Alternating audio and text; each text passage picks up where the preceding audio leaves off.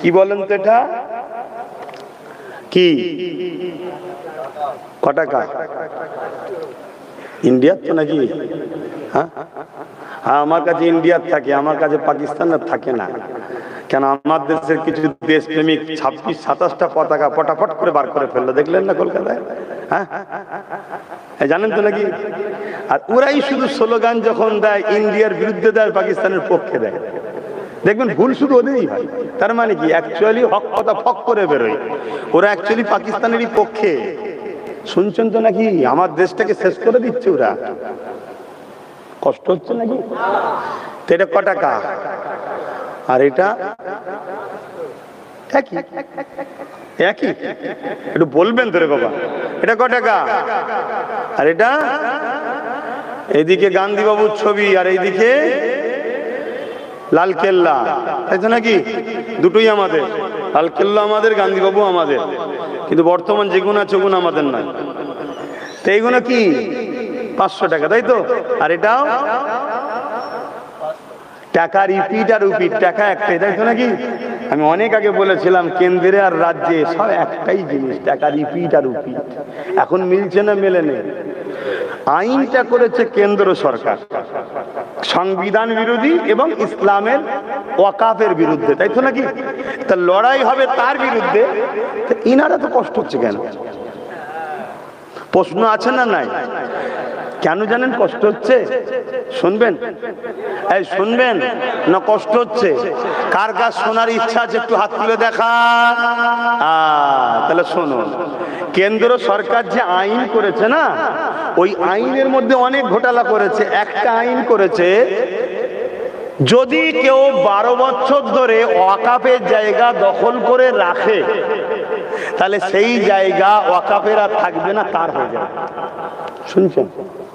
মানে এতদিন ধরে ওই আইনে কি ছিল, কেউ যদি ওয়াকাফ শুধু নয়, যে কোনো ধর্ম, হিন্দুদের হোক, আদিবাসীর হোক, সাঁওতাল হোক, সবার কিন্তু এরকম সম্পদ আছে। এটা একটা মিথ্যা প্রচার চলছে কেন্দ্র সরকারের, যে মুসলমানদের আছে অমুসলিমদের না, এটা মিথ্যা প্রচার করছে। আমাদের যেমন ওয়াকাফ আছে হিন্দু ভাইদের দেওবত্য সম্পদ, আদিবাসীদের জল জঙ্গল, খ্রিস্টানদেরও আছে, পাঞ্জাবিদের, শিখেদের সবার ধর্মীয় সম্পদ আছে। ওই টাকা থেকে গরিব মানুষদের সেবা করা হয়, তাদের ধর্মীয় কাজে খরচ করা হয়।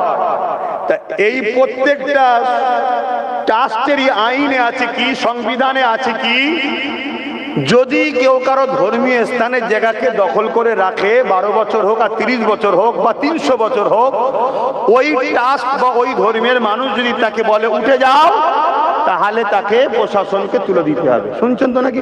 কেন? ধর্মের জিনিস দখল করতে কেউ পারবে না। এটা হিন্দু ভাইদের জন্য থাকবে, খ্রিস্টানদের থাকবে, সবার জন্য ঠিক থাকবে। শুধু মুসলমানদের বেলায় কেন্দ্র সরকার কি করছে, যে না, কেউ যদি 12 বছর বসে থাকে তাহলে ওটা আর ওয়াকাফ নিতে পারবে না, মসজিদ মাদ্রাসা নিতে পারবে না, যে থাকবে তার হয়ে যাবে। এই আইনটা রাজ্য সরকারের খুব পছন্দ। যদি বলেন কেন? হ্যাঁ, আপনাদের পাশে হাড়ুয়াতে পীর আব্বাস আলী গোরাচাঁদ হুজুরের 900 বিঘে জায়গা আছে। কত বিঘে? তার মধ্যে থেকে রাউন্ড ফিগারে বলছি 3 বিঘে হয়তো হুজুরের এখন কাজে রয়েছে, বাকি 897 বিঘে জায়গা রাজ্যের সরকারের নেতা চামচা মন্ত্রীরা সব লুটে রেখেছে। তাহলে এটা যদি 12 বছর লুটা থাকে, সব নিজের হয়ে যাবে তো নাকি? এটা তো কেন্দ্র সরকার চাইছে। এ তো দেখছে যে ভালো আইন করছে, তো তাই মুখে বলি হতে দেব না, কিন্তু বাস্তবে আন্দোলন করতে। কেন? পশ্চিম বাংলায় 40% মুসলমান আছে। কত পার্সেন্ট? আরে রাখ না, কে কি মাতাল মদ খেয়ে বলছি, সব কথা রাখ, আমার কথা শোন যদি বিশ্বাস করিস। 40%। আমরা সেই ঘরের ছেলে। আমার দাদার হাতে হাত দিয়ে বসিরহাটের বড় মাওলানা 3 দিন ইসাল সাহেব কত লোক হয়েছিল দেখতে পেয়ে গিয়েছিল। সেই ঘরের ছেলে, সাহস নিয়ে বলছি, বিশ্বাস করো, পশ্চিম বাংলায় 40% প্লাস মুসলমান আছে। শুনছেন না শোনেন নে? হ্যাঁ, 2011 বলেছিল 33%। 2011 সেন্সার হয়ে কত বলেছিল? 33। আর এখনো 33। ছেলে ভুলি হয় না। কি তো শুনেছি ইহুদিদের নাকি হওয়া বন্ধ হয়ে গেছে। আপনারা এ খবরটা রাখেন, এই খবর রাখবেন, দেশ বিদেশে খবর রাখবেন। শুধু মসজিদে গিয়ে আল্লাহ আল্লাহ করার নাম ইসলাম নয় রে বাবা। আল্লাহ বলেছে নাকি শুধু মসজিদে এসে আমার কাছে শুধু আল্লাহ আল্লাহ করার কিছু করবি না? এটা বলেছে? পুরো দুনিয়াকে ট্যাকেল করতে হবে, সব কিছু দেখতে হবে। আজকে ইহুদিরা সারা দুনিয়াকে জ্বালাচ্ছে, জানেন তো নাকি? সব জায়গায় বোম মারছে, বিশেষ করে প্যালেস্তাইনে বোম মারছে, নিরীহ বাচ্চা ছেলে ধরে মেরে দিচ্ছে, জানেন তো নাকি? প্রায় 40-45 হাজার বাচ্চা মেরে ফেলেছে, শুনছেন? আর আমার আল্লাহ ইহুদিদের এমন জায়গায় বোম মেরেছে, একটা ছেলে হচ্ছে না, শুনছেন তো নাকি? ছেলে হতে গেলে একটা জিনিস দরকার, তো স্পাম। বেশি খুলে বলতে পারবো না। পুরুষদের এবং নারীদের উভয়ের মিলনে একটা বাচ্চা হয় মায়ের পেটে, জানেন তো নাকি? জানেন তো? তো সেই জায়গায় ইহুদিদের ওইটা তৈরি হচ্ছে না, এটা খোদার মার, শুনছেন তো নাকি? তা আপনাদেরও কি এই সমস্যা নাকি? 11 বছরে শুনে 2011 শুনেছিলাম 33%, এখনো সেই 33%ই নাকি? আমার কথা কি খারাপ না? আমি কিন্তু একটু আনন্দ করেই বলছি, খারাপ নিলেন? তাহলে কোন জায়গায় মজাটা বুঝতে পারছেন? আচ্ছা, আর একটা কি মজা শুনবেন না? কেন্দ্র সরকার একটা আইন করছে ওই ওয়াকফ কালা কানুনে, কি ওয়াকফ কমিটির মধ্যে অমুসলিমকে ঢুকাতে হবে। হয়তো এই কথাটা ডাইরেক্ট বললে আমার অন্য ধর্মের ভাইয়েরা বলতে পারে, ধর্মনিরপেক্ষ দেশ তো অমুসলিম থাকলে সমস্যা কোথায়? তাহলে একটু বিস্তারিত বলতে লাগে। যেমন আমাদের ওয়াকফ ট্রাস্ট আছে, একটা আছে, হিন্দু ভাইদেরও তেমন দেবত্ব সম্পদ আছে, কথা বুঝে আসছে? খ্রিস্টানদের আছে, পাঞ্জাবি শিখেদের আছে, সবার ট্রাস্টে কমিটি লিখা আছে, হিন্দু ভাইদের লিখা আছে হিন্দু ছাড়া অহিন্দু এই কমিটিতে থাকতে। যদি ধরুন কেউ কমিটির মধ্যে আছে, হঠাৎ করে ইসলাম কবুল করলো, সেও থাকতে, তাহলে এটা কি তারা ভুল লিখেছে? ঠিক লিখেছে। তাদের ধর্মীয় ব্যাপার তো রে বাবা, ধর্মীয় জিনিসে অন্য ধর্মের লোক থেকে কি করবে? আজকে পুরী মন্দিরের ট্রাস্ট আছে, কি বলে কেদারনাথ, আরো কত সব মন্দির হিন্দু ভাইদের আছে, তাদের সব ট্রাস্টে এরকম লেখা আছে যে হিন্দু ছাড়া অহিন্দু ঢুকতে, বলুন বলুন, যদি ঘুম পাই বলুন, ছেড়ে দিচ্ছি, থাকতে পারবে না। ঠিক খ্রিস্টানদেরও লেখা আছে, খ্রিস্টান ছাড়া অখ্রিস্টান থাকতে, আদিবাসীদের সবার ট্রাস্ট আছে। ঠিক ইসলাম মুসলমানদেরও লেখা ছিল ওয়াকফ বোর্ডেতে মুসলমান ছাড়া অমুসলিম থাকতে পারবে না। সবারটাও যেমন ঠিক, আমারটাও তেমন ঠিক হয় উচিত তো নাকি? হ্যাঁ, কিন্তু কেন্দ্র সরকার কি করছে? 2025 অ্যাক্টে সবারটা ঠিক আছে, অহিন্দু অখ্রিস্টান ঢুকতে পারবে না, সব ঠিক আছে, শুধু মুসলমানদের ওয়াকফ বোর্ডে কেন্দ্র সরকার বলছে অমুসলিম ঢুকাতে হবে। অ্যাকচুয়ালি কেন্দ্র সরকারের লোক ঢুকাবে ঝেড়ে ঝেড়ে খাবার জন্য, উদ্দেশ্য এটা, কথা বুঝে আসছে? তা যাক, অহিন্দু ঢুকাতে, অমুসলিম ঢুকাতে হবে, এটা কেন্দ্র সরকার তৈরি করছে। সুপ্রিম কোর্টে গিয়ে এটা আটকে গেছে, জানেন তো নাকি? কিন্তু রাজ্য সরকার দেখছে এই বিলটা হলো তো লাভ হবে। কেন? 2024-এ পশ্চিম বাংলার সরকার অলরেডি 2 জন ওয়াকফ বোর্ডে অমুসলিমকে ঢুকিয়ে দিয়েছে, শুনছেন তো নাকি? বিজেপি ঢুকাবার জন্য আইন করছে কেন্দ্র সরকার, এখনো ঢুকাতে, ঢুকিয়ে। আমার রসুল তাই বলেছিলেন যে আমার উম্মত প্রকাশ্য দুশ্মন তোমাদের ক্ষতি করতে পারবে না, আমার ভয় হয় মুনাফিকরা না তোমার ক্ষতি করে দেয়। তা কেন্দ্রে যে বসে আছে আমাদের প্রকাশ্য দুশ্মন, এটা আমরা কেউ জানি না, কিন্তু ইনি তো ঘুমটা দিয়ে আমাদের মুনাফিক বন্ধু দুশ্মন। কিন্তু আপনারা চিনতে পারেন না, আমি কিন্তু অনেক আগে থেকে চিনি। যেদিন ঘুমটা দিচ্ছে সেদিনই বুঝেছি নাটক করছে। আর না হয় মসজিদে ঢুকে পড়লে কেন হুড়মুড় করে? এই মসজিদে ঢুকে যায়, কথা বলুন। ঈদের নামাজে আপনাদের মা বোনরা যায়, কেন যায় না? ধর্ম আপনার মা বোন যাবে না কেন? না, ইসলামে নিষেধ আছে, কিন্তু উনি দেখুন কলকাতার রেড রোজে হাজির, যায় না? যায় না। তা উনি নাই অমুসলিম বলবেন, জানে না, তাহলে আমাদের মোল্লা মৌলী সাহেব কোনো কি করছে বলে না কেন সম্বন্ধে? শুনছেন না, শোনেন না? তাহলে সব থেকে বড় আসামি কারা? সব থেকে বড় আসামি হচ্ছে আমার কওমের একদল দাড়িওয়ালা টুপিওয়ালা সেজে মোল্লা মৌলী সাহেব গাদ্দার, এরা হলো সব থেকে বড়। শুনছেন না, শোনেন না? চিনবেন কি করে?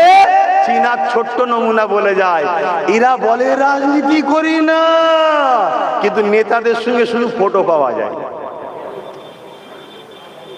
কথা শুনছে, মনটা খুব কষ্ট হলো নাকি? খুব ব্যথা হয়েছে? তাহলে আমার কথা এখন শেষ কথা, সেটা হলো এটাই, আমরা পশ্চিম বাংলায় আমাদের মসজিদ মাদ্রাসার জন্য কথা বলতে পারি না। যদি কেউ বলে দিল্লি চলে যাও, তাহলে আমাদের ঘরেও 26-এ তাকে বলতে হবে আপনিও দিল্লি যান। কে কে বলতে রাজি আছেন? আল্লাহকে সাক্ষী রেখে হাত তোলেন। আল্লাহকে সাক্ষী রেখে বলছেন তো? আল্লাহকে সাক্ষী রেখে হাত নামান, এটা মনে থাকবে। যদি কোনো মুসলমান এই মসজিদ মাদ্রাসা দুশ্মনকে সাপোর্ট করে, জানবেন ও মুসলমান নয়, মুসলিম সূরাতে মুনাফিক বেঈমান। শুনছেন তো নাকি?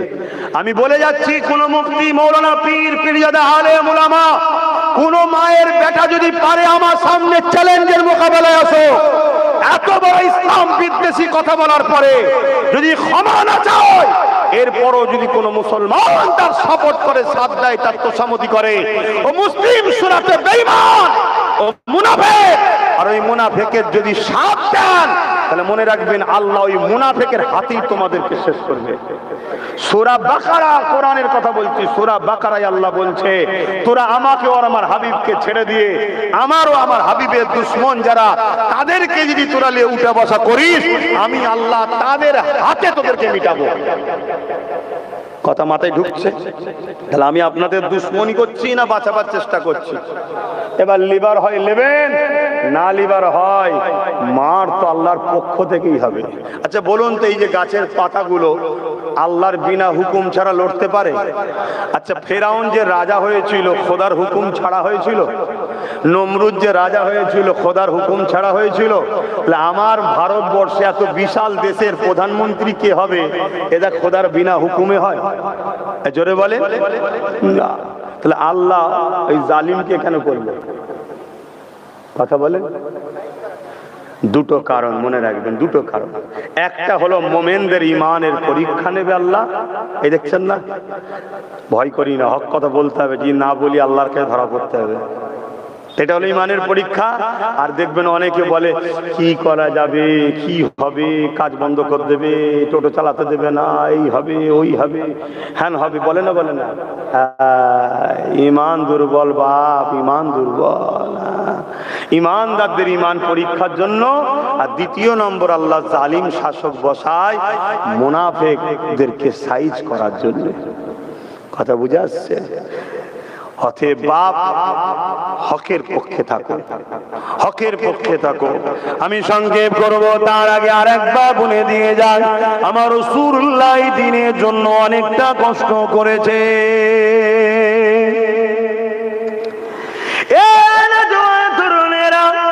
আজ কেন্দ্রের জালিম সরকার যে কালা কানুনটা করেছে, এক নম্বর সে হলো আমার দেশের সংবিধান বিরোধী আইন করেছে।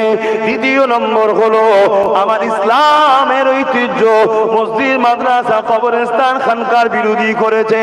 এ আমার জীবনে জান থাকতে এটাকে কখনো মেনে নেওয়া যেতে পারে না। এর বিরোধী করা আমার ইমানি দায়িত্ব। কেন রাসূলুল্লাহ জানিয়ে দিয়েছে, অন্যায় দেখলে হাত দিয়ে রোখো, অন্যায় যদি হাত দিয়ে রুখতে না পারো, মুখ দিয়ে প্রতিবাদ করো, মুখ দিয়ে যদি না পারো, অন্যায়কে ঘৃণা করে দূরে সরে যাও। এ যুবকেরা, তরুণীরা, বাপেরা, আমরা হাত তুলতে পারবো না, কেননা আমাদের হাতে হাত পাওয়ার না, কিন্তু জবানে তো প্রতিবাদ করতে পারি, কেননা আমার সংবিধানও তো আমাকে রাইট দিয়েছে। এই মনে রাখবেন, যত বড় ক্ষমতাশালী, প্রভাবশালী হোক না কেন, অন্যায়ের বিরুদ্ধে কথা বলা, অন্যায়ের বিরুদ্ধে কথা বলা, অন্যায়ের বিরুদ্ধে লড়াই করা, এবং মনে রাখবেন জালিম শাসকের বিরুদ্ধে কথা বলা আমার রাসূলুল্লাহর দ্বীনেতে, ইসলামেতে সব থেকে বড় জিহাদ। এই মনে রাখবেন, দুনিয়া দুদিনে, আজ আছেন কাল নাই, চলে যেতে হবে আল্লাহ পাকের ডাকেতে। কত বড় বড় দুনিয়ার ক্ষমতা এলো, আল্লাহ তাদেরকে মিটিয়ে দিয়েছে। ফিরআউন পৃথিবীর রাজা ছিল, আল্লাহ তাকে মিটিয়ে দিয়েছে। নমরুদ পৃথিবীর রাজা ছিল, আল্লাহর সঙ্গে যুদ্ধ পর্যন্ত করতে গিয়েছিল, আসমানের দিকে তীর নিক্ষেপ করেছিল, আল্লাহ পাক মাছের রক্ত লাগিয়ে দিয়েছিল। ফিরআউন বলে নমরুদ বলেছিল, এ নূহ, এ ইব্রাহিম, তোমার খোদাকে আমি মেরে ফেললাম, নাউযুবিল্লাহ। সেই নমরুদকে আল্লাহ পাক খোরা মশা দিয়ে মেরে দিয়েছে।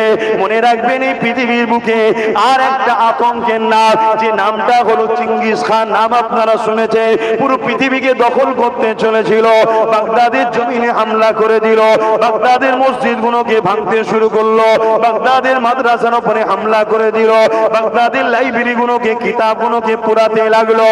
1 তারিখে চেঙ্গিস খান এমন সময় একটা মাদ্রাসায় হামলা করে দিল। ওই মাদ্রাসা 300 আলেম ছিল, তাদেরকে কাতার বন্দি করে দাঁড় করালো। 100 100 103টে কাতার করলো। চেঙ্গিস খান তার জাল্লাদকে হুকুম করে দিল, এই আলেম গুলোর গর্দান উড়িয়ে দাও। প্রথম কাতারে যখন গর্দান উড়াতে লেগেছে, ওই কাতারের মধ্যে একজন বুজুর্গ বয়স্ক আলেমের দিন ছিল, তিনি দ্বিতীয় কাতারে চলে গেল। চেঙ্গিস খান দেখেছে, কিচ্ছু বলেনি।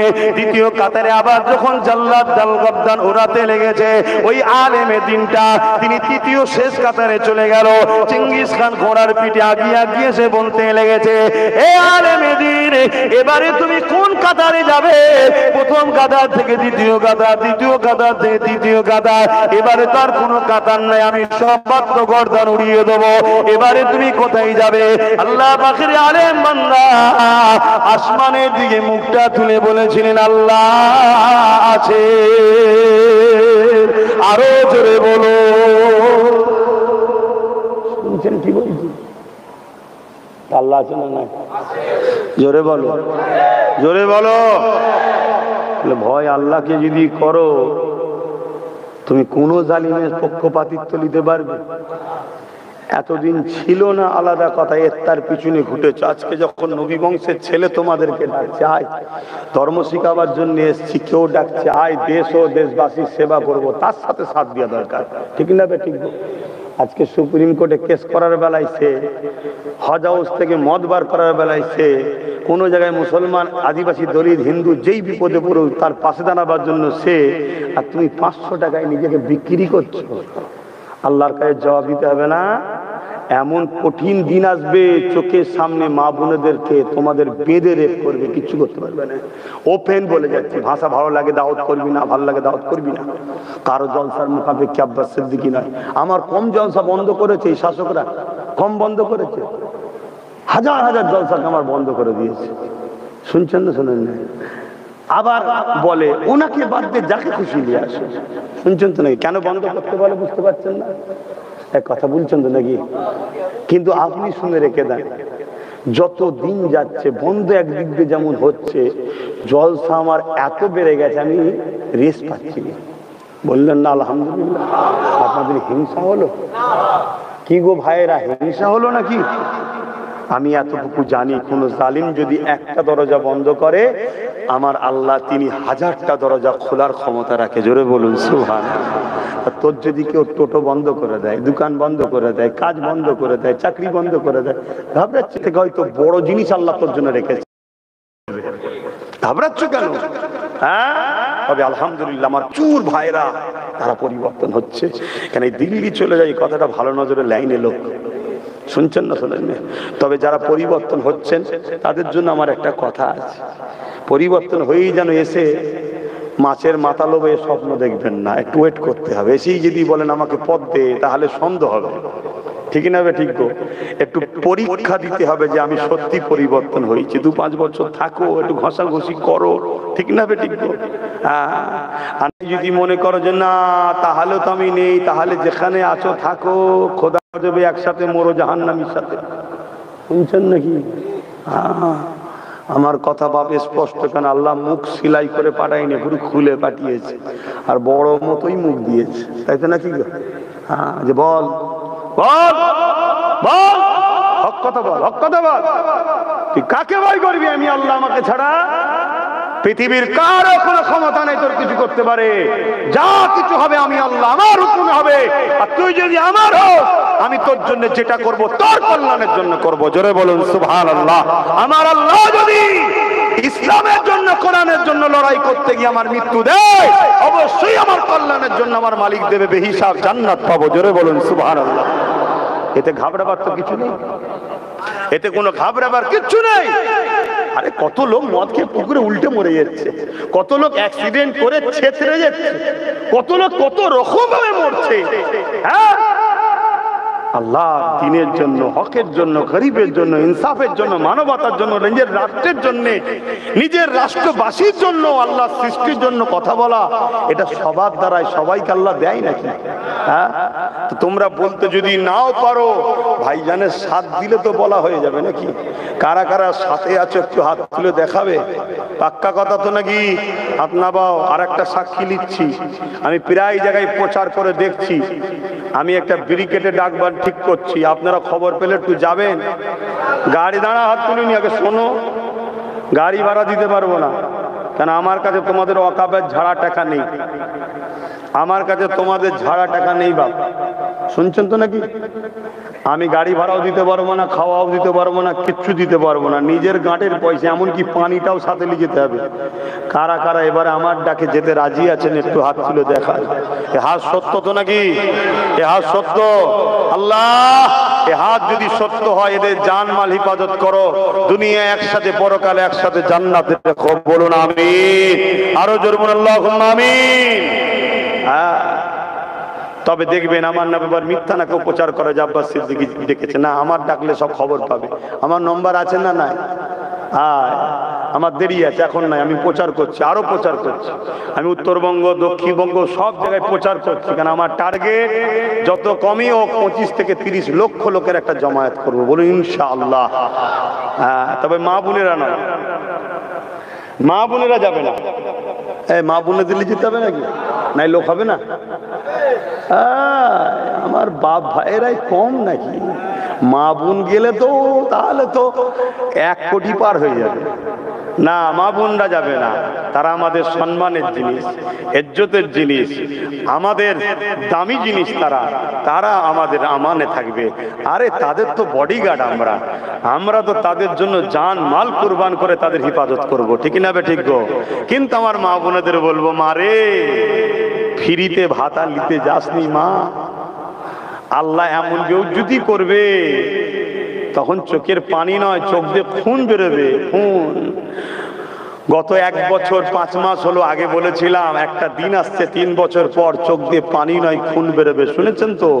1 বছর 5 মাস হয়ে গেছে, এখনো বাকি আছে 1 বছর 7 মাস বাকি আছে। তাই আমার মা বোনেদের বলবো, শোনো, স্বামী যদি হারাম ইনকাম করেও খাওয়ায়, স্বামী কিয়ামত দিন ধরা পড়বে, মা তুমি ধরা পড়বে না, কেন তুমি তার অধীনস্থ। কিন্তু আজকে তোমাদের ঘরে এই যে বেপর্দা করে জালিম অত্যাচারী ইসলাম বিদ্বেষী সরকার সামান্য ভাতা দিয়ে তোমাকে যে বাইরে বার করে দিচ্ছে, মা তুমি বুঝতে পারছো নি তোমাকে আল্লাহ নবীর দুশ্মন বানাচ্ছে। তুমি যদি আল্লাহ নবীর দুশ্মন না হও, তাহলে আগামী দিন তোমাদের উপরে পশুগুলো হামলা করলে তোমার ইজ্জত লুটতে পারবে না। আর তুমি আল্লাহ রসুলের দুশ্মন যদি হয়ে যাও, তোমার ইজ্জত লুটে নেবে, তুমি কিচ্ছু করতে পারবে না মা, তুমি কিচ্ছু করতে পারবে না বোন।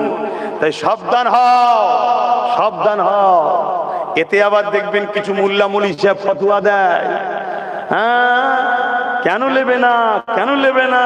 তার মানে কি? আকবর যেমন দিনে ইলাহি লিখেছিল মলি সাহেব দিল্লি, জানেন তো নাকি? লিখে সমাজকে বলে বেরিয়েছিল, হ্যাঁ আকবর যা বলছে ঠিকই করছে। বড় বড় মাওলানারা বলেছিল আকবর যা করছে ঠিকই করছে। আকবর ঈদের নামাজ বন্ধ করে দিয়েছিল, শুনছেন তো নাকি? আকবর আরো অনেক কিছু করেছিল, দিনে ইলাহি ইসলামের বিরুদ্ধে তৈরি করেছিল। আর তার প্রচার করছে কে? আলেম উলামারা। মোজাদ্দেদ আল-পেশানি বিরোধী করেছিল, মোজাদ্দেদ আল-পেশানি বিরোধী করেছিল। মোজাদ্দেদ আল-পেশানি যখন বিরোধী করেছে, মোজাদ্দেদ আল-পেশানিকে জোর করে আকবর জেলে ভরে দিয়েছিল। শুনছেন? জোর করে আকবর জেলে ভরে দিয়েছে। আর মোজাদ্দেদ আল-পেশানি যখন জেলের মধ্যে গেছে, জেলার এসে আকবরকে বলছে, হুজুর জাহাপানা জলদি করে মোজাদ্দেদ আল-পেশানিকে জেল থেকে বার করেন। কেন? বলছে ইন্টারন্যাশনাল ক্রিমিনাল, ডাকাত, খুনি যা জেলের মধ্যে আছে সব তওবা করে নামাজি মুসল্লি সব আল্লাহর ওলি হয়ে যাচ্ছে। জোরে বলুন সুবহানাল্লাহ, আরো জোরে বলুন সুবহানাল্লাহ। ওখানে গিয়েও হুজুর দাওয়াত চালাচ্ছে, শুনছেন তো নাকি? হ্যাঁ, তারপরে কি হলো, আকবর রাগ আরো বেড়ে গেল। আমার আল্লাহর মার কেমন দেখেন, আমার আল্লাহর মার কেমন দেখেন। হযরতে বাদশাহ আলমগীর তিনি আকবর হযরতে মুজাদ্দিদ আলপে সানির হাতে বায়াত হয়ে গেলেন এবং রাজ ক্ষমতা দখল করে নিলেন। জোরে বলুন সুবহানাল্লাহ। হতভাগা আকবরকে আল্লাহ জাহান্নামে পাঠিয়ে দিল। শুনছেন, ঘাবড়াবার কিছু নেই, আল্লাহ তো আছে, আছে না নাই? শক্তি কমে গেছে? আমার আল্লাহ তো তিনি যিনাকে কখনো কোনো দুর্বলে স্পর্শ করতে পারেন না, যিনি কুল কায়নাতের মালিক, যিনি তোমাকে আমাকে মায়ের পেটে বানিয়েছে, তিনি তো আল্লাহ। তো যাক, ওই আলেম বলল আল্লাহ আছে। জালিম চিঙ্গিস খান রেগে গেল, রেগে গিয়ে বলল আগে এই মৌলানার গর্দানটা উড়াও। যখনই হুকুম করে দিল জাল্লাদ আগিয়ে আসবে, বাস কথা শেষ। চিঙ্গিস খানের মুখ দিয়ে কথাটা বেরিয়েছে আগের গর্দান উড়াও। সঙ্গে সঙ্গে চিঙ্গিস খান যে ঘোড়ার পিঠে বসেছিল, ওই ঘোড়া লাফাতে শুরু করেছে। শোনো যুবক শোনো, লাফাতে শুরু করেছে। এত লাফান লাফাচ্ছে, ইতিহাস বলছি, গল্প নয়। এত লাফান লাফাচ্ছে, তার লাফানো কেউ থামাতে পারেনি। এবার ছুটা শুরু করেছে, ছুটছে আর লাফাচ্ছে, ছুটছে আর লাফাচ্ছে। একটা সময় ব্যালেন্স রাখতে না পেরে চিঙ্গিস খান ঘোড়ার পিঠ থেকে পড়লো, কিন্তু একটা পা ফসকালো, একটা পা পায়ে বেঁধে গেল। ঘোড়া ছুটেই যাচ্ছে। কি হচ্ছে এবারে? কখনো এ গাছে, কখনো এ পাথরে, কখনো এখানে। চিঙ্গিস খান লাগতে লাগতে লাগতে তার মাথা লাগতে লাগতে ফেটে ঘিনু বেরোতে বেরোতে একদম ছিন্ন বিচ্ছিন্ন হয়ে জাহান্নামের কুত্তা যতক্ষণ না জাহান্নামে গেছে, এই ঘোড়া ততক্ষণ থামেনি। জোরে বলুন সুবহানাল্লাহ। জাহান্নামের কুত্তা হলো চিঙ্গিস খান। যদি বলেন কেন? 1 লক্ষর উপরে উলামাকে হত্যা করেছে, কয়েক কোটি মুসলমানকে কতল করেছে। শুনছেন? তারপরও সেই চিঙ্গিস খানের কোনো নাম নিশানা আছে? এই তার আওলাদদের কোনো পরিচয়, তার খানদান? এই কেউ বলে আমি চিঙ্গিস খানের আওলাদ? এই বলবেন তো? কিন্তু আমার আমিন আল্লাহর রুহানি আওলাদ আজও 200 কোটি হয়ে গেছে। জোরে বলুন সুবহানাল্লাহ। ইসলাম ছিল, আছে, থাকবে। তাহলে সেদিনের ঘোড়া লাপাচ্ছে, সেদিনের ঘোড়া ঘাস খায়। আজকে চিঙ্গিস খান তেলওয়ালা ঘোড়াতে চাপে। শুনছেন তো নাকি? সেদিনের ঘাস খাওয়া ঘোড়া এখন তেলওয়ালা ঘোড়া, তাই তো নাকি? এই তেলওয়ালা ঘোড়াও আল্লাহর নিয়ন্ত্রণে আছে না না? আল্লাহর কুদরতি ক্ষমতায় আছে না না? কখন উড়ে উড়ে যাবে, একেবারে উড়ে যাবে। শুনছেন না? শুনুন না, ঘাবড়াচ্ছ কেন? ঘাবড়াচ্ছ কেন? অন্যায় দেখলে প্রতিবাদ করবে, সেদিন মুসলমান ঘরের ছেলে হয়। অন্যায় অন্যায়, তাকে মেনে লিয়া যাবে না। অন্যায়ের পক্ষে কখনো থাকবে না, কথা মাথায় থাকবে।